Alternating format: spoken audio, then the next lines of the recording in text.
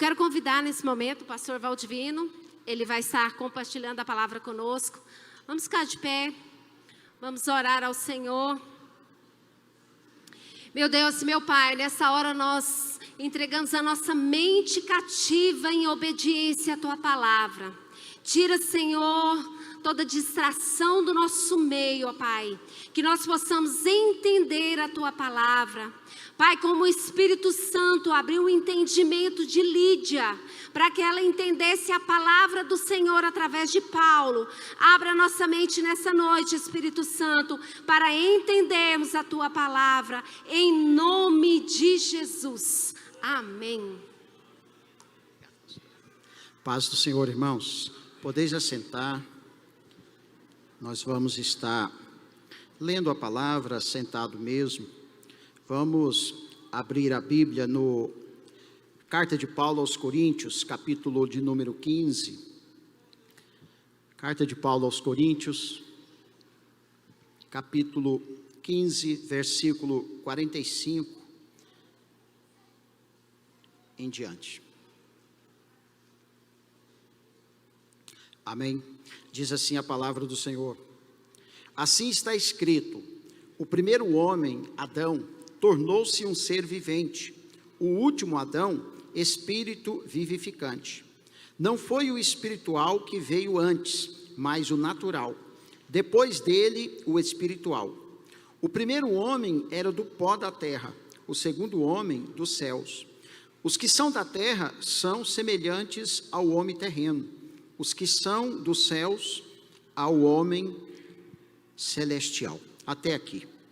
Eu quero estar falando nesta noite sobre esses dois personagens que a Bíblia nos apresenta. O primeiro e o último Adão, ou o segundo Adão em algumas versões, mas entendemos que é o último Adão. O primeiro Adão, conhecemos a sua história na Bíblia, o primeiro homem a ser criado por Deus. Deus, quando ele cria Adão, ali no Jardim do Éden, Deus ele tinha um ideal sobre Adão, a respeito de Adão. Deus ele tinha um plano, ele tinha um objetivo. Nós, como seres humanos que fomos criados por Deus, Deus esperava que Adão correspondesse uma certa relação com ele, uma certa intimidade. Esperava que Adão cumprisse todos os propósitos e os quesitos de Deus nesta relação. É o que nós vemos ali no livro de Gênesis, logo no começo da Bíblia. Mas o que acontece? É a história bem conhecida, eu quero passar rápido por essa parte.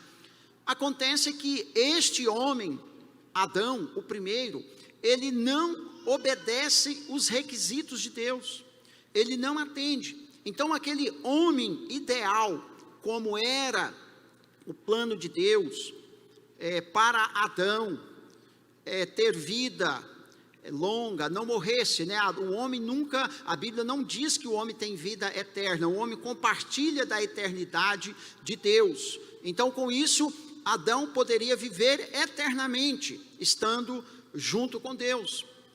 E Deus determinou algumas regras, e uma das regras nós conhecemos na Bíblia, que era ele não desobedecer a ordem de Deus, para não comer do fruto do conhecimento do bem e do mal. E Deus disse: olha, certamente no dia em que você comer deste fruto, você então morrerá. E Adão então come do fruto, juntamente com Eva, e a morte então entrou. A morte então passou agora para toda a sua geração, para todos que vieram depois de Adão, já nascem com a chamada morte espiritual, já nasce separado de Deus, na comunhão. Deus não pode mais ter esta relação que ele tinha com o homem por causa do pecado. O pecado criou uma parede. O pecado, ele é uma parede, ele nos impede de nos achegar a Deus. Mas o que acontece, e o que é bom e maravilhoso para nós, o que a história bíblica nos revela, que Deus, Ele não desistiu, e é claro que Ele já sabia tudo isso de antemão, mas Ele não desistiu do seu projeto de ter o homem perfeito, o homem ideal, o homem conforme Deus imaginou, quando Ele assim o criou. E pensando nisso, o que Ele fez? Deus então vai, muito tempo depois da queda, enviar Jesus. Jesus na Bíblia então, ele representa o segundo Adão.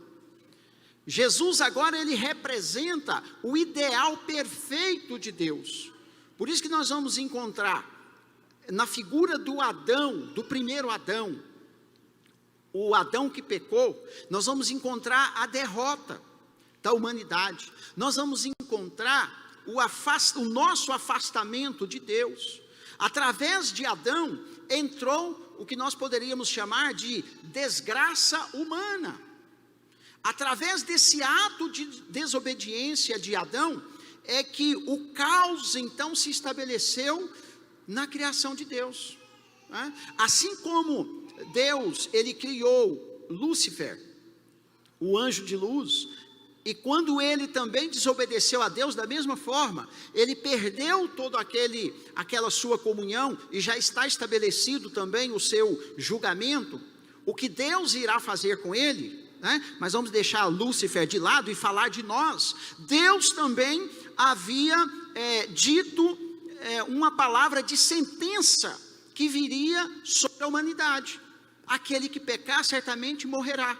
E essa morte, ela adentrou a humanidade de algumas formas. A que nós mais conhecemos é a morte física, né? Mas tem a morte espiritual, que é a morte da comunhão com Deus. E por fim, a morte eterna. A morte, ou seja, a não existência mais desta pessoa. Nós, como seres humanos, fomos criados com autodeterminação, com poder de escolha, porque Deus fez isso, Ele quis fazer assim. Deus quis criar o homem, o que nós chamamos de livre-arbítrio, de livre escolha, né? Ainda que essa escolha, ela não é uma escolha incondicional, não, ela é condicionada. Nós não conseguimos resolver todas as coisas por nossa escolha, né? Por exemplo, quando ficamos doentes, vamos recorrer à medicina, vamos pedir oração e etc. Se tudo der certo, poderemos ser curados no nosso corpo físico, senão vamos morrer. Isso é uma realidade, não podemos negar isso, né? Porque também é a sentença que Deus deu, a sentença que veio através de Adão. E nessa noite eu quero dizer para você, qual desses dois homens, qual dessas duas figuras que a Bíblia nos apresenta, o primeiro Adão e o último Adão, que você está colocando a sua fé, colocando a sua esperança, no primeiro Adão ou no segundo Adão, que é Cristo, né? O que nós falamos hoje de manhã aqui. Se você não esteve, se você não assistiu a aula, assista a teologia de Paulo na carta aos Romanos. O entendimento de quem é o primeiro Adão, o segundo Adão, o porquê que Deus fez isso, irmãos, isso é o cerne do Evangelho. Isso é o cerne do plano de Deus, do projeto de Deus. Ainda que nós temos muitas outras necessidades, porque perdemos a provisão total de Deus, então agora nós temos necessidades, nós temos tantas outras prioridades também, para nós irmos atrás, para nós corrermos atrás delas. Mas uma coisa nós precisamos ter muito cuidado, que é tomar uma decisão, termos uma escolha quanto o final da nossa vida. Como é que vai acontecer o final da nossa vida? E para isso eu preciso conhecer esses dois personagens, o primeiro Adão e o segundo. O primeiro é o que trouxe a morte. O primeiro foi o que desobedeceu a Deus. O primeiro foi que levou o mundo inteiro, a humanidade inteira, está debaixo desse caos que nós estamos.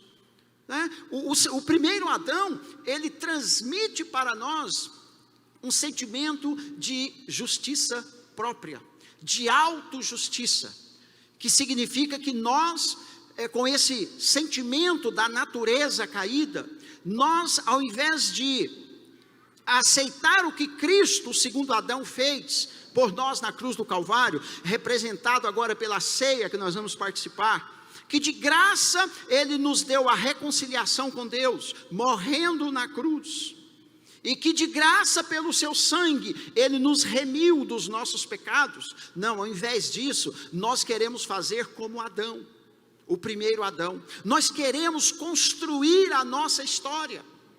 Nós queremos traçar o nosso caminho para retornarmos a Deus.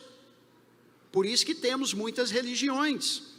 Por isso que temos muitas filosofias de vida, muitas seitas. Porque cada homem, cada mulher, cada ser humano, ele anseia por esta eternidade. Ele anseia por essa comunhão de Deus, grita na alma dele. É chamada a crise existencial que todos nós carregamos, né? E por isso que conhecer essas duas vias, né, de acesso ao pecado e de acesso à libertação dentro da palavra do Senhor, é o motivo de nos trazer quietação, de nós nos aquietarmos. Jesus, ele disse, olha, o meu fardo é leve, aprendam de mim que sou manso e humilde de coração. E esse é o projeto de Deus para restaurar as nossas vidas. Mas o que nós queremos fazer? Nós, irmãos, conscientes ou inconscientes, nós queremos construir o nosso caminho, a nossa estrada para chegar ao arrependimento, para chegar até Deus, para adquirir o nosso perdão. Assim, desculpe a expressão, mas parece ridículo na mentalidade humana, quando nós olhamos para o plano da salvação de Deus. A gente olha e diz assim, mas é só isso que eu tenho que fazer? Mas não é possível, eu não preciso fazer mais nada. Eu não preciso fazer penitências, eu não preciso fazer sacrifícios, eu não preciso ficar até mesmo a prática da consagração, do jejum e etc, para ser salvo. Não, tem outra finalidade tudo isso, mas para ser salvo, não. Por isso que Paulo, além da carta aos Romanos, que para mim e para vários estudiosos é o cerne do Evangelho, você vai encontrar também Colossenses, o capítulo 2 de Colossenses, ele traça ali também o plano de Deus para a salvação. Ele mostra que muitas pessoas ali na igreja em Colosso, eles queriam construir o seu caminho para reconciliar com Deus. E Paulo então diz para eles, Cristo, ele é a plenitude de todas as potestades. Cristo, ele é completo. Em Cristo você já tem tudo. Porque ali na igreja de Colosso havia alguns problemas. E um deles era a filosofia em que dizia que a pessoa não bastava aceitar Cristo. Ela tinha que ter um conhecimento maior. Ela precisava se envolver em uma seita, naquela época, chamada gnosticismo, que iria elevar ela até essa plenitude, que é chamada de pleroma. Ou seja, eles entendiam que havia essa potestade, esse Deus, mas não era ainda o Deus maior, e que quem aceitasse Jesus precisava traçar esse caminho, para poder conseguir chegar na perfeição. E Paulo diz, não, Cristo é o cabeça de todas essas potestades que vocês estão dizendo. Ele pegou todos eles e ele expôs ao vitupério. Ele pregou na cruz a dívida que era de vocês. Agora, vocês não precisam mais cumprir o que está escrito na lei, que tem as suas razões, mas não é agora por guardar dias, não é agora mais por vocês guardar luas, guardar sábados, que eram coisas da lei. Paulo então mostra, meus irmãos, que Jesus ele é completo para restaurar a nossa vida, que Jesus ele fez a obra dele completa, não ficou nada para trás para que eu e você pudéssemos fazer. Nada, ele fez tudo sozinho e nos deu de graça, amém? Aleluias. É por isso que nós falamos, as cartas de Paulo, a teologia dele é essa: salvação pela graça sois salvos, pelo meio da fé, isso não vem de vós, é dom de Deus, aleluias. Então, meus queridos, o que acontece? Parece que nós teríamos que ser muito ridículo, muito tolo, de não querer aceitar essa salvação, de não querer fazer esta reconciliação com Deus. O projeto de Deus, irmãos, jamais será frustrado. Deus ele tinha um ideal para Adão. Ele tinha, e esse ideal, irmão, vai ser cumprido, amém? Vai ser cumprido. A nova criação, a nova geração em Cristo Jesus não terá pecado, não terá corrupção, não terá morte, não terá choro, não terá mais nada. Por quê? Porque o ideal de Deus será completado quando Ele restaurar todas as coisas, aleluias. Aí nós ficamos então, eu estou assim fazendo um resumo dessa história. Como eu devo proceder para que eu possa fazer parte desta nova criação agora, que é encabeçada pelo segundo Adão, que é Cristo? A Bíblia nos diz que você precisa, primeiramente, aceitar que Ele morreu no seu lugar. Os sacrifícios do Antigo Testamento, quando nós lemos no Antigo Testamento, o livro de Levíticos, que traz toda a instrução para poder matar um animal em sacrifício, para que aquele animal inocente pudesse derramar o seu sangue, no lugar do pecado do homem, era algo simbólico, e que apontava para Cristo que viria no futuro. Porque o que Deus determinou é que a partir do momento que o homem pecou, que foi separado de Deus, Ele disse: você agora tem que morrer. Aquele que pecar, certamente morrerá. Não tem conversa, não tem outro caminho, é morte. E aí Deus vem traçando o projeto dele, vem executando o projeto dele na história, vem fazendo com que a humanidade entendesse isso, primeiramente através dos patriarcas, através de Moisés, através da lei, para que depois Cristo viesse então a este mundo, agora revestido da natureza do velho Adão, sem o pecado. Ele vem agora como esse cordeiro imaculado, e ele assume a responsabilidade de toda a humanidade. Para quê? Para cumprir a justiça de Deus. Deus diz que tinha que morrer. E Jesus então, ele vem agora e morre no meu lugar e no seu lugar. É o que nós chamamos de morte substituta. Cristo, ele substituiu o meu sangue e o seu sangue que tinha que ser derramado. Ele então vai lá agora no Calvário, e eu comentei hoje de manhã, como que nós ficamos perplexos em imaginar esse plano de Deus, né? Não dá para entrar na nossa mentalidade humana. Por que Deus fez isso? E muitas pessoas questionam este plano e diz assim: eu não creio no cristianismo, eu não creio no evangelho. Isso é uma história absurda, de que alguém veio e morreu no meu lugar. Existem pessoas, irmãos, que dizem o seguinte: eu nem quero que alguém morra pelos meus pecados, é eu mesmo que quero morrer, eu mesmo quero fazer a minha remissão. E isso é impossível. Impossível, porque todos que nasceram de Adão, nasceram pecadores. E o pecador, ele não pode ser apresentado como sacrifício a Deus, que não é aceito. Não é aceito. Então não adiantaria o homem morrer para pagar os seus pecados. E a Bíblia também nos diz isso. Mas Cristo agora, como o Cordeiro imaculado, como aquele que veio para nos substituir na cruz do Calvário, então graciosamente ele vai lá naquela cruz. Vemos no Evangelho que nem os discípulos entendiam isso e nem aceitavam de início, né? Diziam: tem dó de ti mesmo, ó Senhor, o Senhor vai morrer? Não, nós não vamos deixar que aconteça isso com o Senhor. Mas eles não entendiam o plano de Deus.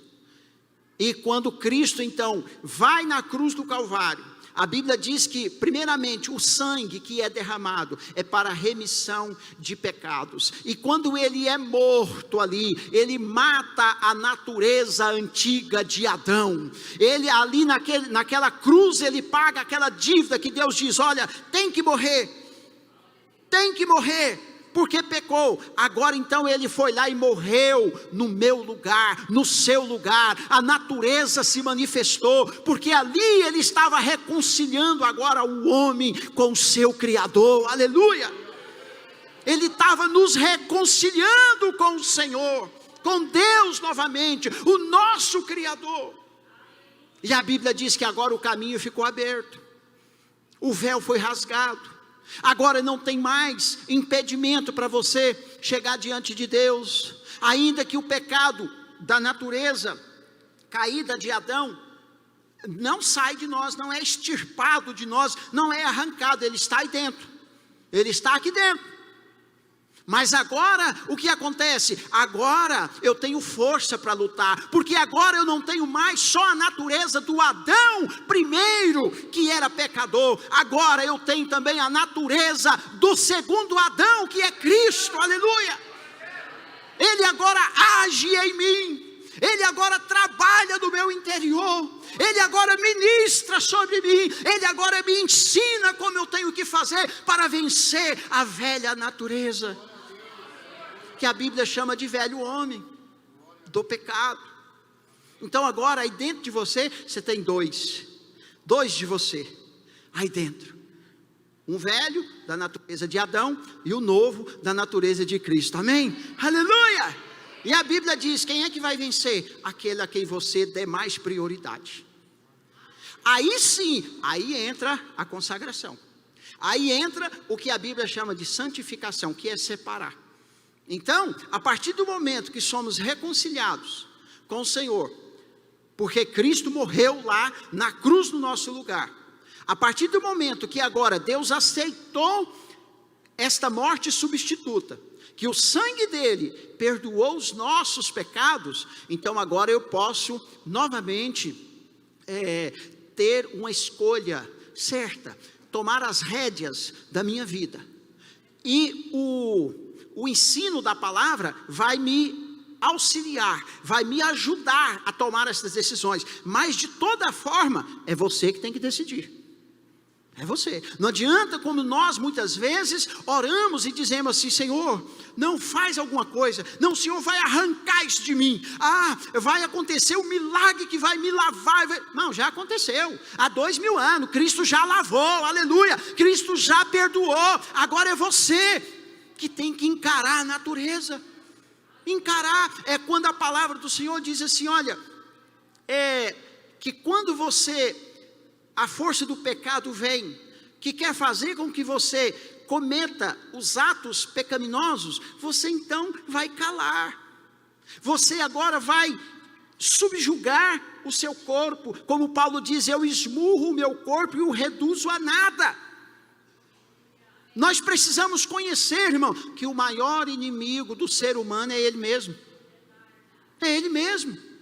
Por quê? Porque a natureza do pecado criou em nós soberba, criou em nós orgulho, criou em nós justiça própria. Então eu quero servir a Deus com base na minha justiça. Eu quero servir a Deus com base no que eu sou, no que eu faço. E se eu faço algumas coisas religiosas, eu acho que eu estou bem. Mas na verdade, se nós formos sinceros, nós vamos olhar para nós e vamos ver que não estamos bem coisa nenhuma. Porque a natureza continua gritando. O juízo que Deus pôs na nossa mente continua dizendo para nós: você está em falha, você está em falha, você não está certo. Mas quando nós reconhecemos e nos rendemos a Deus e dizemos assim: Senhor, eu não consigo, eu não dou conta, eu não quero mais andar dessa forma. Senhor, eu desisto de mim mesmo e eu me rendo ao Senhor, eu me entrego ao Senhor. O seu coração se alivia. Aleluias, glória a Deus. Nós sentimos paz no nosso coração. Como é difícil cuidar de nós mesmos, irmãos. Como é difícil, né? Nos relacionamentos familiares, nos relacionamentos entre irmãos, né? Entre nós, maravilha, não tem problema nenhum. No relacionamento ovelha-pastor, no relacionamento entre os pastores, não tem problema, não tem nada de problema. É verdade isso? Não é verdade. Por quê? Porque a semelhança de Paulo, que ele diz assim: olha, com a minha mente eu sirvo bem a Deus. Como eu estou aqui, pregando para você, muito bem, mas quando eu desço daqui, eu tenho minhas lutas para me enfrentar. Eu tenho minhas dificuldades, você também tem as suas. E elas virão sobre você. E sabe quem tem que vencer elas? Você, nos pés do Senhor, clamando ao Senhor, entendendo a graça do Senhor, se submetendo à graça dEle. Então Ele te fortalece. É Ele, com o Espírito dEle na sua vida, que te faz vencer. Aleluias.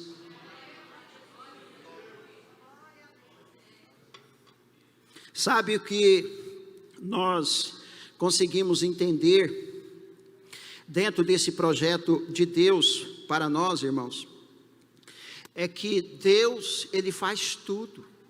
E por que Ele faz tudo? Dá até para nós entendermos, se nós meditarmos. Por exemplo, Deus nos criou, Deus nos formou, nos dotou de entendimento, sabedoria, nos deu livre arbítrio, até certo ponto, né? E nós ficamos meditando, pensando, de onde é que eu vim? Né? Quem eu sou, de onde eu vim, para onde eu vou? E não achamos resposta. Nós estamos mais perdidos do que, como diz o ditado, cachorro em dia de mudança. Não sabemos nem quem nós somos, como vamos cuidar de nós. A melhor coisa é encontrar alguém que diz: eu sei de onde você veio, eu quero cuidar de você, eu sei guiar você, eu sei te levar de volta para o seu Criador, que é Jesus. Aleluias, esse é o caminho, irmãos, é simples demais. Mas nós, com a natureza caída de Adão, e ela nunca vai sair de nós, Paulo, você vai encontrar esse ensinamento dele, em Gálatas, quando ele fala: olha, cuidado com a velha natureza, o velho homem, que ele está aí dentro de você, e ele quer tomar conta, ele quer tomar a direção, ele quer tomar a dianteira na sua vida. Se você não cuidar, se você não conhecer como lidar com essa velha natureza, você vai acabar, mesmo tendo já recebido. Não estou falando de pessoas que não reconciliou com Deus, não, irmãos. Eu estou falando de pessoas que têm fé. Eu estou falando de cristão. Estou falando de pessoas que estão aqui para tomar a ceia, mas que não sabem dessas coisas. E o diabo, o que ele faz? Aproveita disso. Aí nós temos muito crentes dentro da igreja, salvo, reconciliado com Deus, vivendo depressivamente, vivendo uma vida miserável emocionalmente. Por quê? Porque fica sobrecarregado com os ataques do inimigo, porque acha que deveria ser melhor do que ela é, e nós não conseguimos. Você é quem você é, quem pode te melhorar é Deus. Nós não conseguimos entrar dentro de uma oficina e nos reformar. E sabe Por fora até pode, né? Mas por dentro, que é o que importa, mas não damos conta. Aí nós apelamos, irmãos, eu estou fazendo aqui algo para você, né? Eu já estou com 33 anos que eu estou na igreja. Eu já vi um bocado de coisa, vocês já viram também. O pastor Quirino já viu muita coisa. Então na história da igreja já inventaram de tudo, irmão, para dar um jeito nessa natureza antiga de Adão. Já inventaram de tudo. Pode deixar barba, não pode deixar barba, põe bigode, tira o bigode. Não, é o cabelo grande, não, é o cabelo pequeno. Aí é a roupa assim, é a roupa assado. Não, é porque tem que usar o paletó, não pode, não tem problema com paletó. Já fizeram de tudo, né? A história da nossa igreja, há 100 anos atrás, não podia comer carne. Para quê? Para tentar se consagrar, não podia comer doce, porque é vaidade. Tem igreja até hoje que proíbe usar desodorante, que proíbe, porque diz que isso é contra Deus. Na verdade, o que essas pessoas estão fazendo? Estão tentando ajudar a Deus, estão tentando amenizar a culpa que está dentro da cabeça delas. Essa culpa, quando ela bate em nós, irmão, as pessoas se matam, as pessoas suicidam, até mesmo suicídio espiritual, abandonando a igreja, abandonando a vida com Deus, porque elas não querem se sentir hipócritas, fazendo coisas erradas e ao mesmo tempo estando na igreja, ao mesmo tempo professando a fé em Jesus. Mas eu quero dizer para você nesta noite, acalma, todo mundo é assim. Irmão, não precisa olhar para alguém que está pregando, que está mais bonitinho, porque nós temos esse ideal, nós queremos espelhar nas pessoas, aí nós espelhamos e falamos assim, nossa, aquele irmão é nada, irmão, tem pecado também, tem problema também, aleluia. Diz um ditado popular que fala assim, parece que as desgraças dos outros nos alegra, né? Não, mas não é isso, irmãos, é para nós entendermos que você não é diferente, você não é pior, você não está servindo a Deus como alguém desvalido, não, o sangue dele salvou você, a morte dele foi no lugar do seu sangue, da sua morte, mas ele morreu no seu lugar. Por isso o memorial hoje, para nós lembrarmos da morte dele, até que ele venha, para quê? Para nos levar. E eu vou estar encerrando, eu quero ler algo que eu coloquei aqui, um quadro comparativo entre Adão e Jesus. Em seguida nós vamos orar. Que está assim, Adão é sinônimo de pecado, Jesus é sinônimo de salvação. Adão, o homem imperfeito, Jesus, o homem perfeito. Adão, filho de Deus por criação, Jesus, filho de Deus por geração. Adão, homem terreno, Jesus, homem do céu. Adão vencido por Satanás, quando este citou a palavra de Deus. Jesus venceu Satanás, quando ele citou a palavra de Deus. Adão vencido por Satanás no paraíso, Jesus venceu Satanás no deserto. Adão perdeu o paraíso, Jesus restaura o paraíso. Adão tornou todos os homens pecadores, Jesus torna todos os homens salvos pela graça. Adão é eterno, porque teve começo e não terá fim. Jesus é eterno, porque não teve começo e não terá fim. Adão pecou e afetou toda a raça humana com o vírus do pecado. Jesus nunca pecou e trouxe salvação para toda a humanidade. Adão maculou a imagem de Deus no homem por causa do pecado. Jesus restaura a imagem de Deus no homem por causa da sua morte. Adão foi alma vivente, Jesus foi espírito vivificante. Em Adão todos pecaram e estão mortos por causa do pecado. Em Jesus todos serão libertos e regenerados para Deus. Aleluia. Você pode dar um aplauso ao nome do Senhor Jesus? Aleluias. Foi isso, meus irmãos, foi isso que o Senhor fez por nós.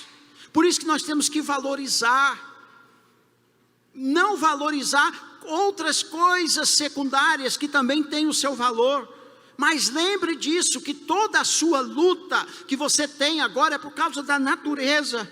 Mas quando esse projeto de Deus se concretizar, quando esse plano de Deus finalizar, nós seremos livres para todo o sempre, aleluias. Essa é a nossa esperança, de caminharmos com o Senhor, do que ficarmos sem esperança, vivermos de cabeça baixa, vivermos oprimidos, e por fim, muitos entram em depressão, querem morrer, querem afastar de Deus, ficam sobrecarregados, pensando que ele não consegue obedecer a Deus, e etc. Não, irmão, tem remédio para isso, tem remédio para isso, amém? E para finalizar, o que fazer então para nós sairmos debaixo desta maldição de Adão? A Bíblia diz que nós precisamos nascer de novo. E qual é esse nascimento? Esse nascimento é simbólico, esse nascimento é espiritual, esse nascimento é a decisão que nós fazemos em reconhecer que Cristo morreu no meu lugar.